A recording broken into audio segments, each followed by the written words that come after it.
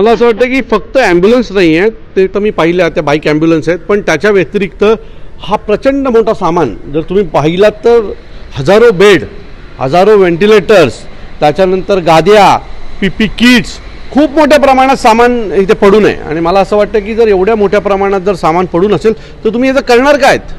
त्या व्हेंटिलेटरचा उपयोग काय? आज आम्ही कळवा हॉस्पिटलला गेलो तर आम्हाला व्हेंटिलेटर बेड मिळत नाही आहे. जर आपल्याकडे एवढे व्हेंटिलेटर्स आहेत तर मग व्हेंटिलेटर बेड का नाही अवेलेबल होत आहेत? महानगरपालिका, मी मागच्याच वेळेला मागणी केली होती की तुम्ही पार्किंग प्लाझाला हॉस्पिटल, कळवा हॉस्पिटलचं पार्ट 2 हेच चालू करा, पण ते केलं जात नाही. आपल्याकडे सगळ्या इन्फ्रास्ट्रक्चर उभा आहे, पण मला वाटतं की कोविडच्या काळामध्ये हजारो कोटीचे टेंडर घेतले गेले, आवश्यक नसतानाही सामान घेतलं गेलं आणि आज ते सामान सगळं सडत पडलेलं आहे. त्याच्याकडे कोणाचं लक्ष नाही. आज 5 वर्ष झाली कोविड संपून, 4 वर्ष झाली या कोविडला, बरं, पण कुठल्याही प्रकारचं या सामानाकडे लक्ष दिलं जात नाही आहे. हे सामान काय करणार आहात तुम्ही हे आम्हाला एकदा कळलं तर पाहिजे की असंच सडत राहणार आहे. जर सडत ठेवणार असाल तर कुठल्या तरी गरीब ग्रामीण भागामधल्या हॉस्पिटलना द्या, तिथल्या लोकांना त्याचा उपयोग होईल. किंवा तसं जर करायचं नसेल तर ठाणे महानगरपालिकेचे छोटे छोटे जे हॉस्पिटल आहेत, की कळवा हॉस्पिटलला जर तुम्ही आज गेला तर अनेक तिथल्या गाद्या लोक वापरू शकत नाहीत, अशा वाईट कंडिशनमध्ये आहेत. आमच्याकडे व्हेंटिलेटर नाही आहे, आमच्याकडे हे नाही, अशा अनेक वेळेला आम्ही तिथं जातो त्यावेळेला सांगितलं जातं आम्हाला. मग आज का नाही तुम्ही या सगळ्या गोष्टी करतात? मग यातलं का नाही सामान तुम्ही सगळं वापरतात? मला वाटतं तुम्ही जर यातलं सामान वापरलं तर बऱ्यापैकी सगळ्या अडचणी दूर होतील.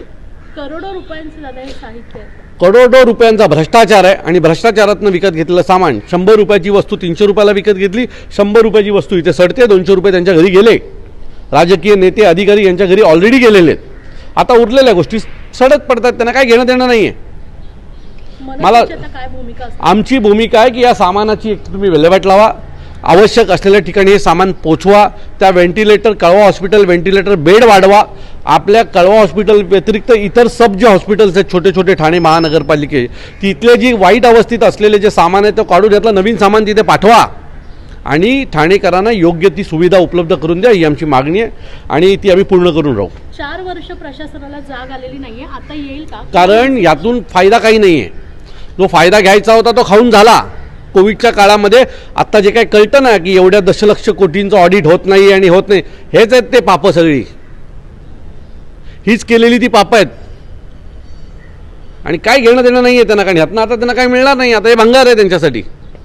खाली आम्ही पीपी किट पाहिले, अहो न्या ना कळवा हॉस्पिटलला द्या, तिथे वापरले जातील, पण इथे सडत काय ठेवले ते पीपी किट?